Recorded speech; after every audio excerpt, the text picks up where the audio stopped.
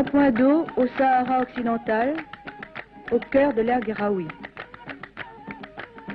Pour éviter aux femmes les rencontres importunes, ce sont les hommes qui vont au puits. Ils apportent leurs cordes, leurs poulies de fer, leurs seaux de caoutchouc, l'entonnoir pour remplir les outres.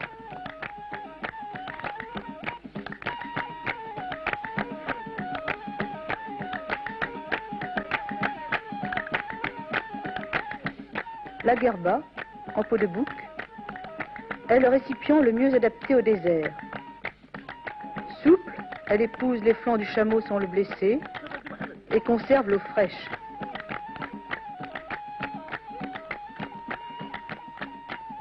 On lui préfère aujourd'hui d'anciens fûts d'essence, plus grands et plus étanches.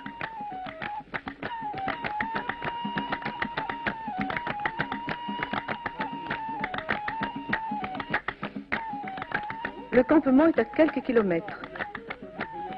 La courtoisie du désert veut que l'accès du puits reste libre. Le protocole est respecté.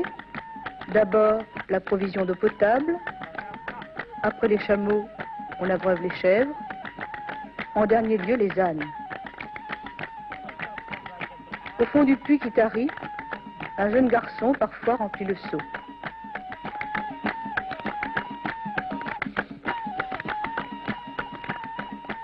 Les montants d'acacia restent toujours en place. De loin, ils signalent le puits.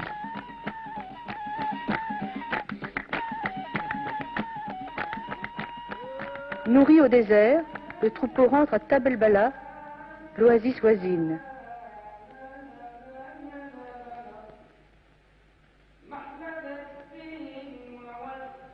Entre les palmes, les longues perches des puits à balancier sont rarement immobiles. L'eau est un problème de tous les instants. Il faut maintenir dans l'eau le pied du palmier, irriguer tous les jours, céréales ou légumes.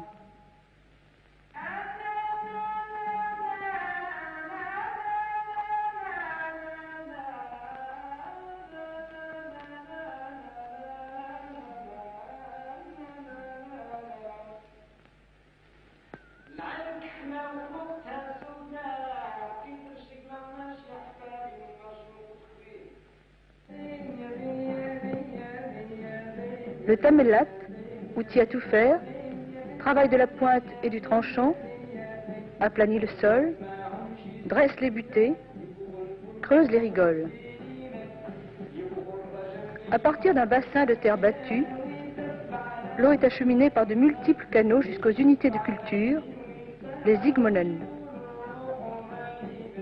Avant les semailles, le jardin sera entièrement inondé.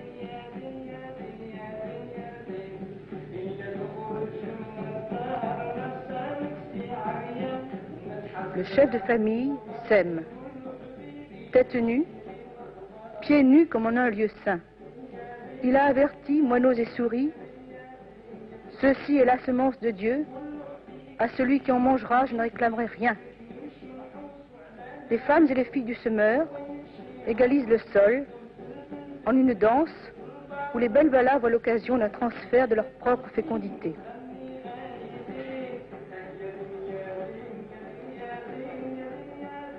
L'homme accomplit les gestes. Il revient à Dieu et aux saints de les rendre féconds, d'envoyer la pluie, d'accorder l'eau en abondance.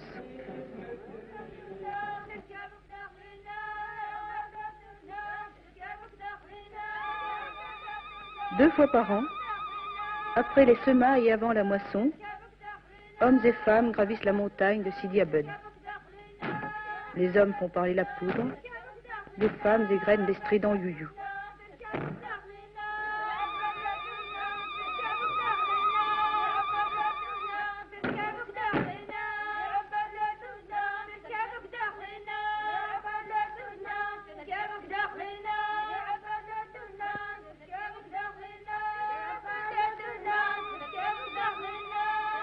Pour avoir vécu en haut de la montagne stérile, sans y avoir jamais manqué d'eau, Sidi Abed est l'intercesseur prédestiné. Une chèvre sacrifiée au nom du saint.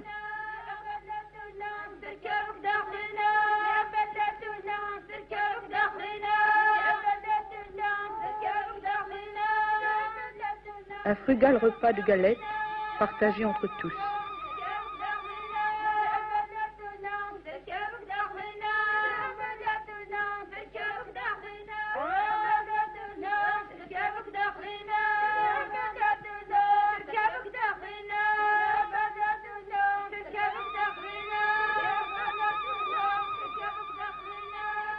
Le front des enfants sera marqué d'un peu du sang de la victime.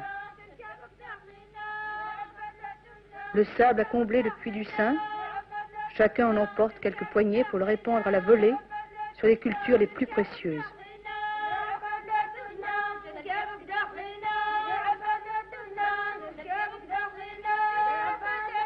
Une danse rapide, groupe hommes et femmes, avant que chacun ne redescende vers l'oasis. Sidi Abed, garde notre pied dans ton étrier, donne-nous la pluie.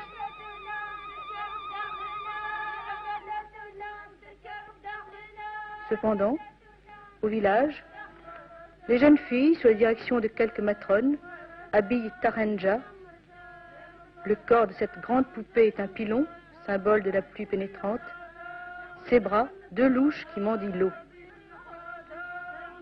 Tarenja, parée des bijoux des femmes fécondes, se promènera de maison en maison, récoltant en chemin de menus présents. Tarenja, mère d'espérance, a ouvert ses cheveux. Dieu, ouvre ton ciel, mouille sa tête.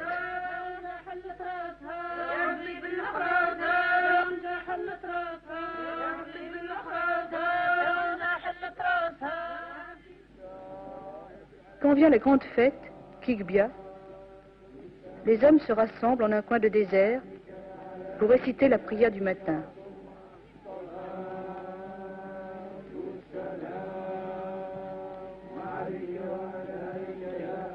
Puis écoutent pieusement la lecture du prône.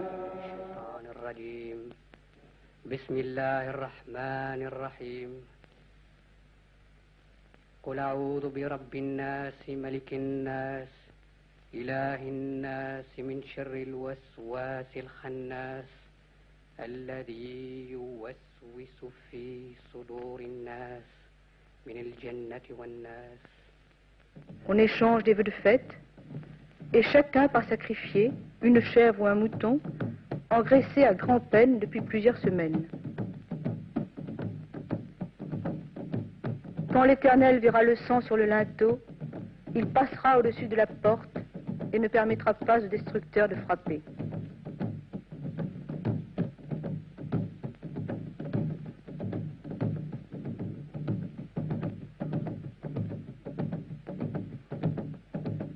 L'abondance va régner quelques jours. Les Noirs, vivant à l'écart du village, organisés en une confrérie puissante, sacrifient leurs victimes après une danse rythmée par les Karkabous.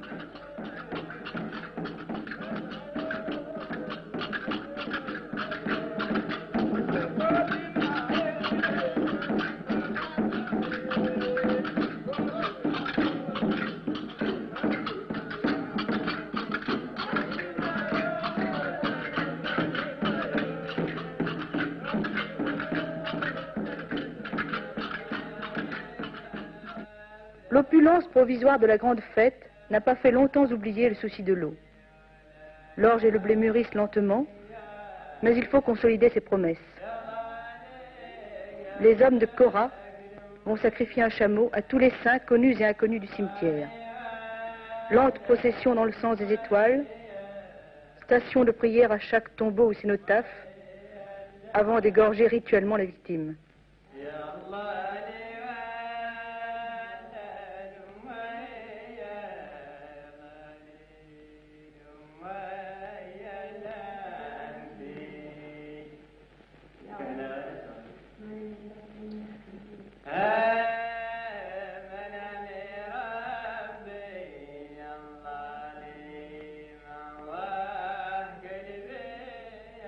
De l'effusion de sang, brutale, abondante, dépend la fortune de l'an.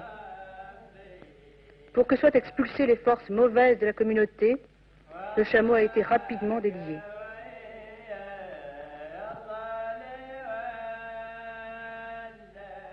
Le dépeçage commence aussitôt, et chaque famille, ayant participé à l'achat du chameau, reçoit une part de chacun des organes essentiels. Quelques jours plus tard, les efforts centrés vers un même but vont conduire hommes et femmes au Tala de Sidi Ali Ben Nasser. Dès la veille, les abords de l'arbre saint sont balayés afin de ne pas blesser les pieds des pèlerins.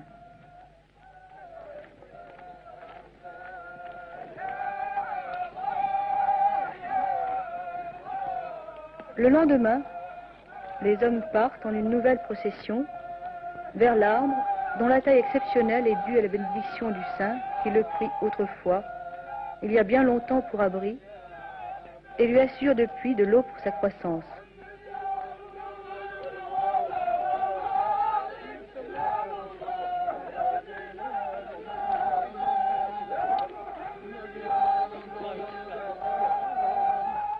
Après avoir décrit 7 tours au pied de l'arbre, les hommes font la prière canonique.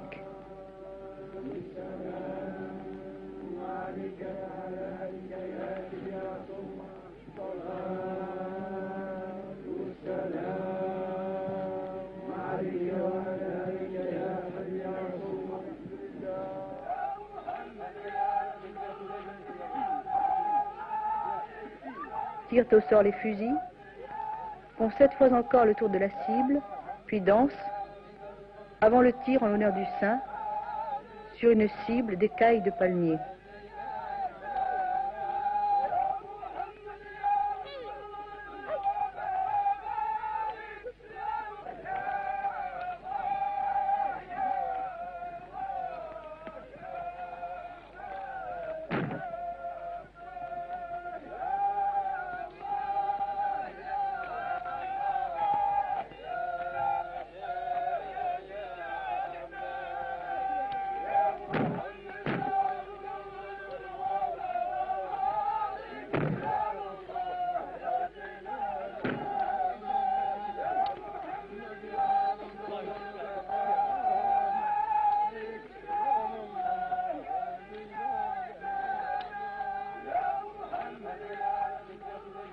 Les femmes, à quelque distance, attendent que les hommes se soient éloignés pour venir à leur tour décrire les 7 rondes rituelles. Elles chantent « Ô Mohammed, tu as une belle coiffure de nuages, donne-nous la pluie. »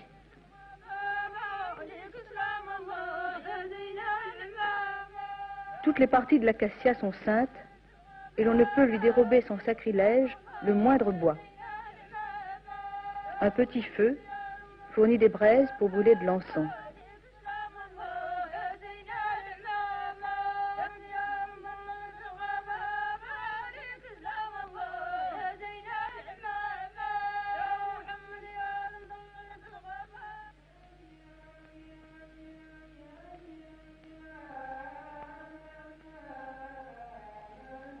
Le travail de l'eau a repris. La Foggara doit être régulièrement curée par équipe de 3 hommes. À tour de rôle, l'un d'eux doit descendre et à plat ventre gratter de ses doigts le sable qui envahit le chenal étroit. À tout instant, il risque l'ensevelissement. L'eau ne se domestique pas sans peine.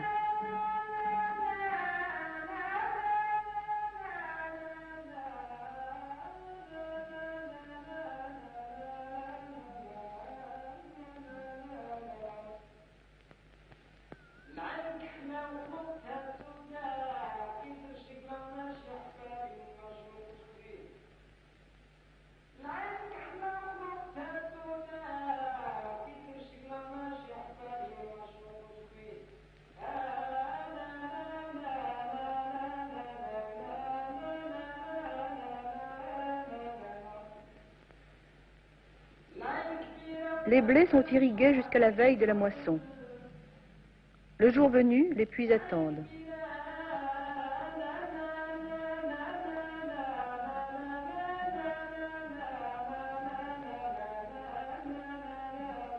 Pieds nus, les narines obstruées pour ne pas respirer l'esprit de mort qui plane sur le champ, les hommes achèveront sans répit la moisson commencée.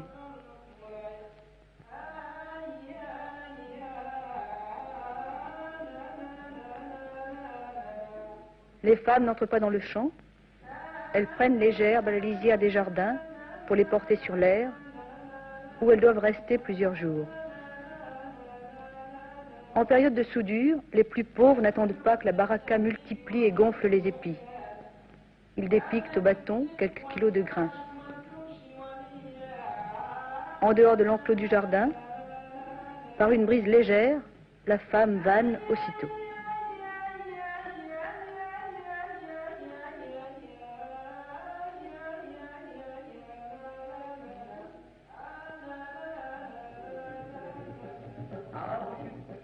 Bientôt, tournant des jours entiers, les ânes piétineront longuement le gros de la récolte.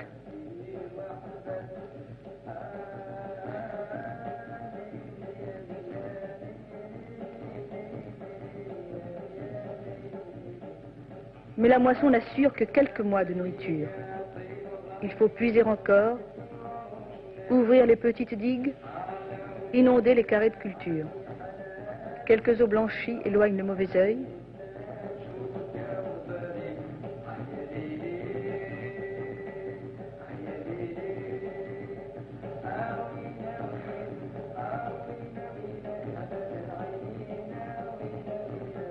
Pas un jour, l'eau ne cessera de courir dans les rigoles, de bruire doucement en s'infiltrant dans le sable.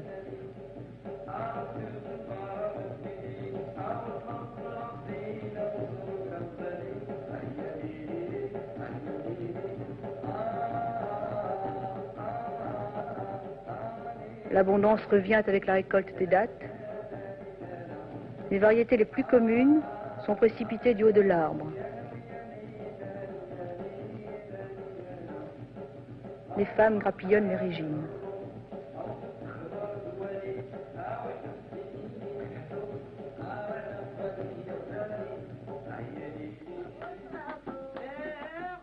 Cependant, la vie s'écoule dans les cours des maisons.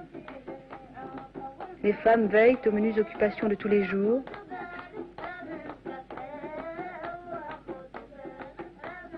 Préparation des galettes.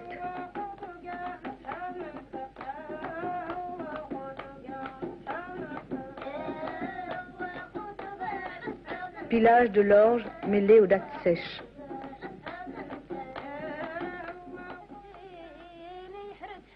Le souci des enfants conduit les mères chez la guérisseuse.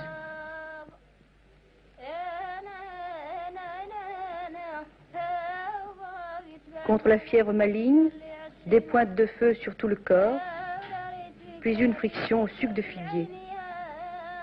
Non loin, des femmes préparent les tapis qui atténueront le froid des nuits d'hiver.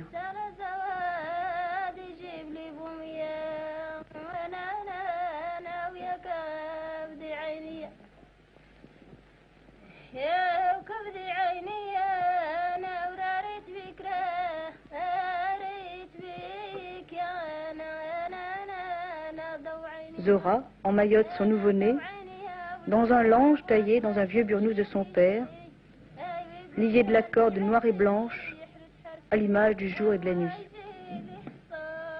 Elle le secoue, tête en bas, pour qu'il expulse le mauvais esprit et dorme en paix.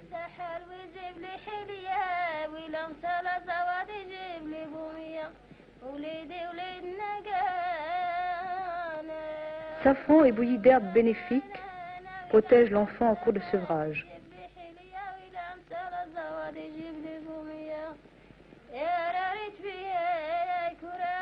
De plus, pour assurer sa sécurité, sa mère le conduit à la plante secourable, Molbina la blanche.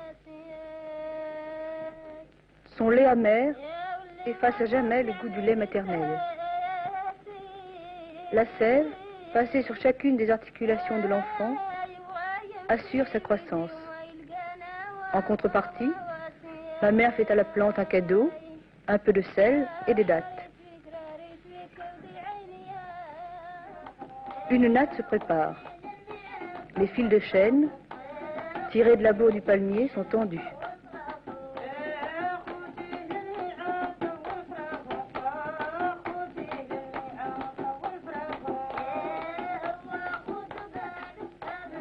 Des folioles assouplies par un séjour dans le sable humide font la trame. Pour un bel bali, rien n'est plus pur qu'un tissu végétal. Il est plus méritoire d'offrir à la mosquée une natte qu'un tapis. Du palmier encore, la femme tire les éléments d'une partie de son mobilier. La vannerie spiralée devient seau, plat, récipient pour cuire le couscous.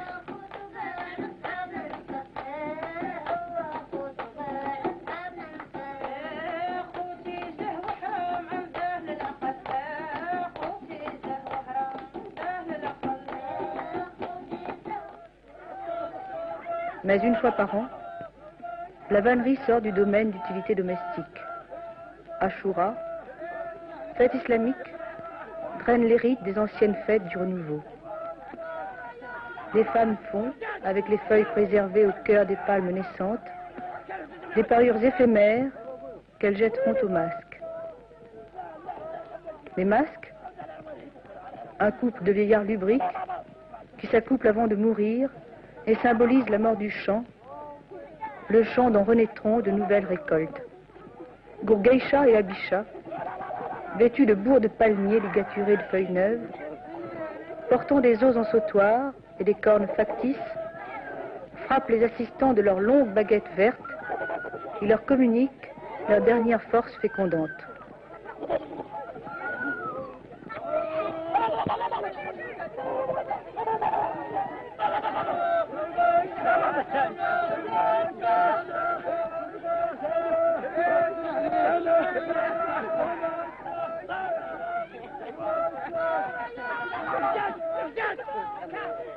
De jeunes garçons masqués, imitant le cri des boucs, les escortent.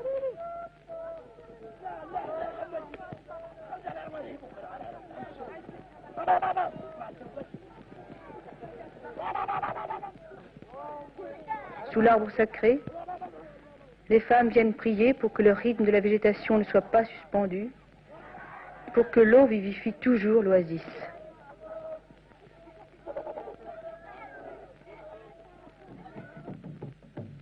La récolte des dattes en cours, l'on peut penser au mariage, et l'on construit parfois, à l'écart du village, une maison pour un nouveau couple.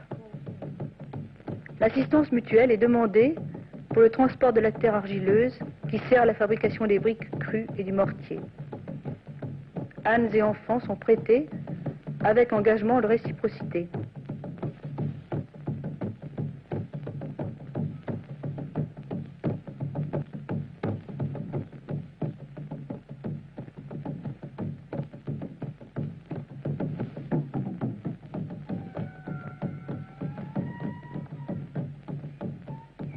Un seul spécialiste, le maçon.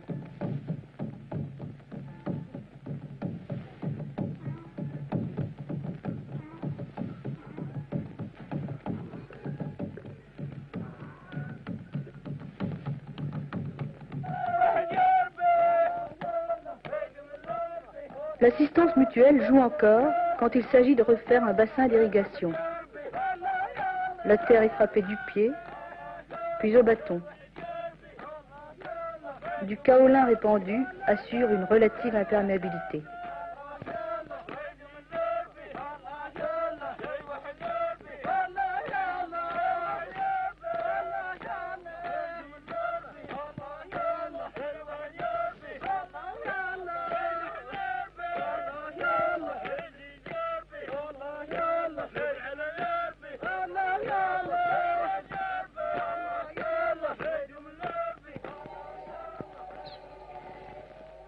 À proximité, les plus jeunes garçons apprennent le Coran en plein air, sous la férule du taleb qui donne rythme ou taloche. Les aînés, qui n'ont pas honte d'être souvent des illettrés, se mêlent parfois à la leçon.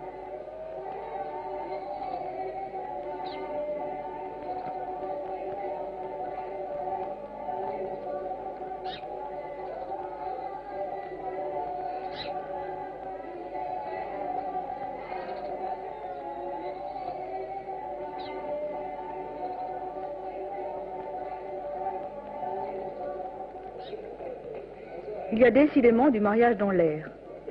Dada a reçu commande de plusieurs tambourins. Il tend une peau de chèvre épilée sur un cadre d'anciens cribles, place des éclisses pour que le tambourin ne se déforme pas dans ses chants.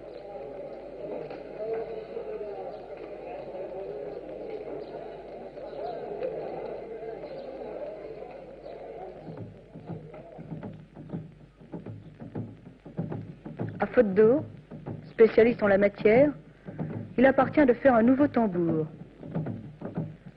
Il choisit une souche de palmier sain, la prépare, la détache à la pioche, puis la creuse à l'herminette.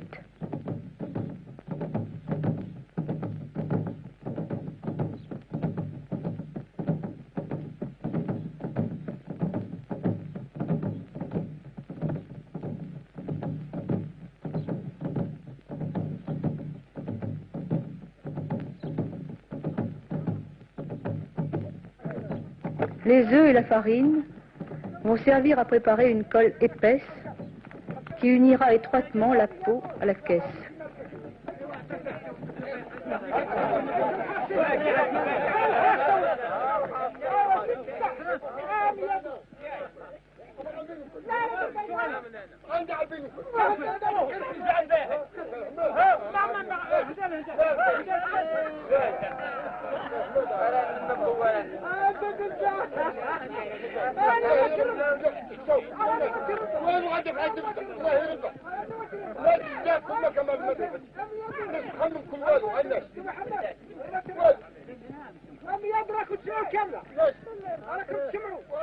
La tension de la membrane est assurée par des nerfs de chameau.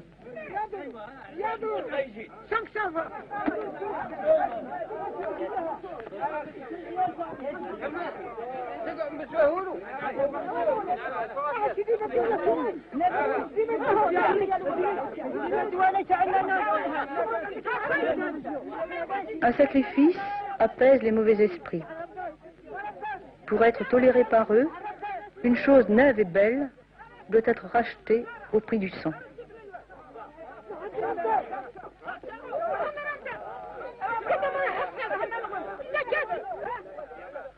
Quatre garçons, appartenant à 4 familles maraboutiques, sont chargés de présenter le tambour au seuil du village, de lui faire parcourir les rues principales, afin que nul n'ignore sa nouvelle existence.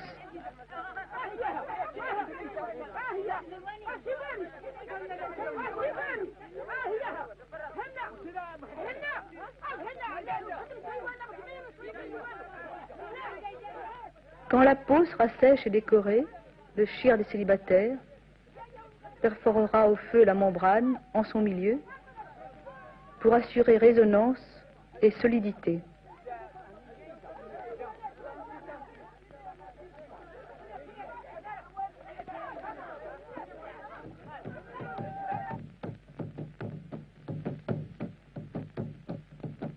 Il essaie un premier rythme,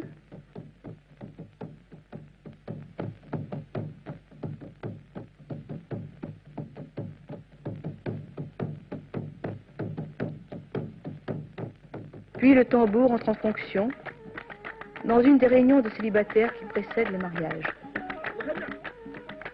Les chants, commencés au soir tombant, peuvent durer toute la nuit.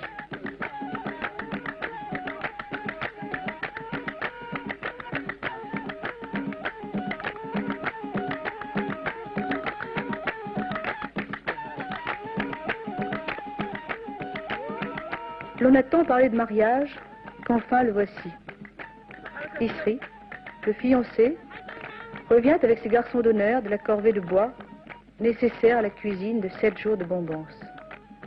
Il n'entre pas dans la maison de son père, où les femmes commencent la mouture du grain à l'ombre rase du mur.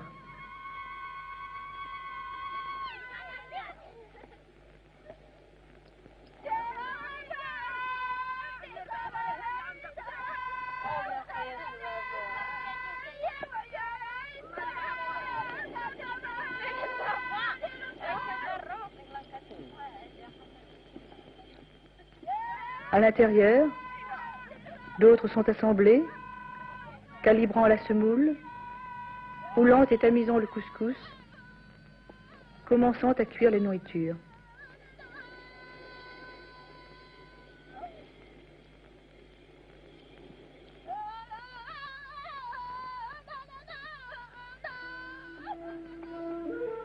En retraite, le fiancé, la tête ceinte d'un fragment de la corde qui servit à sa mère au jour de sa naissance, reste muet dans la seule compagnie des hommes.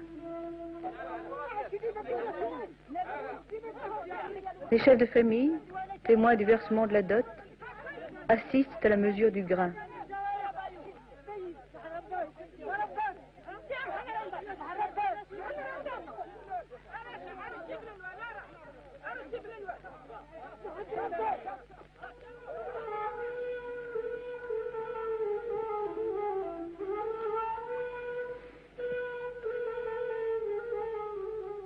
Dans la crainte d'un sortilège féminin, ce sont les amis du fiancé qui préparent ses vêtements. Isri ne doit pas toucher une aiguille, il prépare les fils de couture.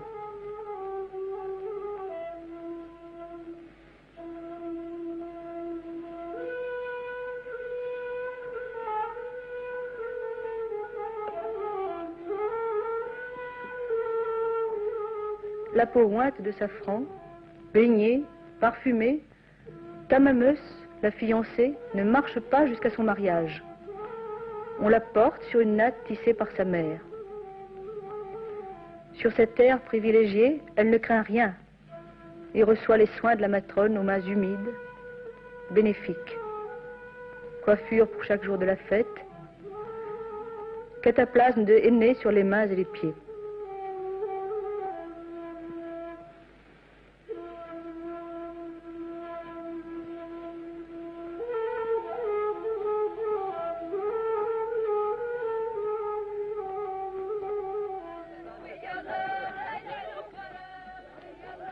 Les femmes se pressent dans la cour de la fiancée, admirant la dot, foulards, vêtements et pacotilles.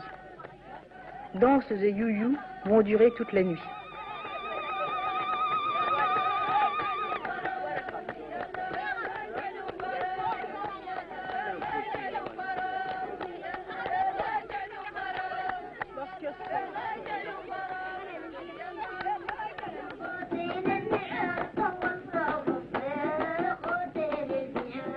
Au matin, sur une terrasse proche de la maison du mariage, les tambourins des petites compagnes de la mariée annoncent l'heureux dénouement.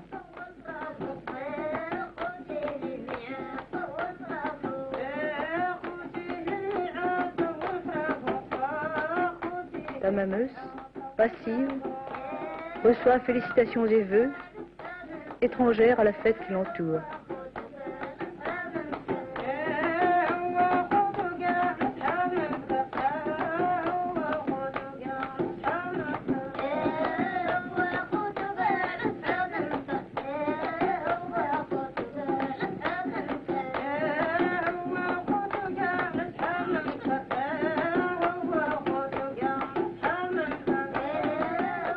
Bientôt, elle ira prendre sa ceinture dans la maison de son père, intégrée par 2 femmes de souche maraboutique et quelques pas de danse, dans la société des femmes mariées.